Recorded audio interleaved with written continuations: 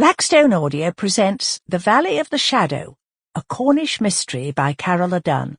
This book is read by Wanda McCaddon. Author's note. Port Mabin is a fictional village in a fictional world lurking somewhere in the 1960s and 70s between my childhood memories of Cornwall and the present reality. No computers, no cell phones, no GPS, no nose or navel rings.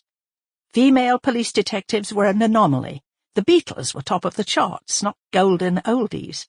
Instead of the Mediterranean or Caribbean for their summer holidays, the English still flocked to the Cornish Riviera, leaving it to the locals in the off-season.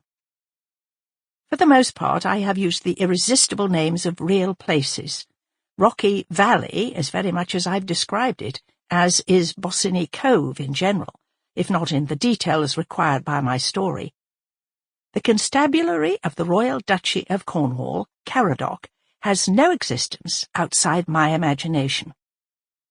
For information about the real Cornwall, I refer the reader to countless works of non-fiction, or, better still, I suggest a visit. The old squire of Boscastle was a real person. His descendants, as depicted in this book, are entirely fictional. Chapter 1. "Yep," said Teasle hopefully. "You're not supposed to beg at table," Eleanor reminded her. The Westie's ears flattened and she subsided to the floor, but her nose and her short white tail continued to quiver. "Oh, all right." Leaving the last bite of chipolata sausage on the side of her plate, Eleanor finished the salad. As she put her plate and coffee mug in the kitchen sink, just a step away, she glanced out of the open window. Though the school's autumn term was well underway, plenty of tourists unencumbered by children still came to Cornwall.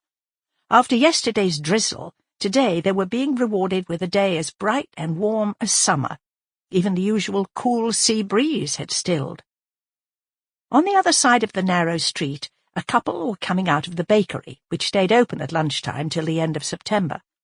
The man carried a brown paper bag with twisted corners.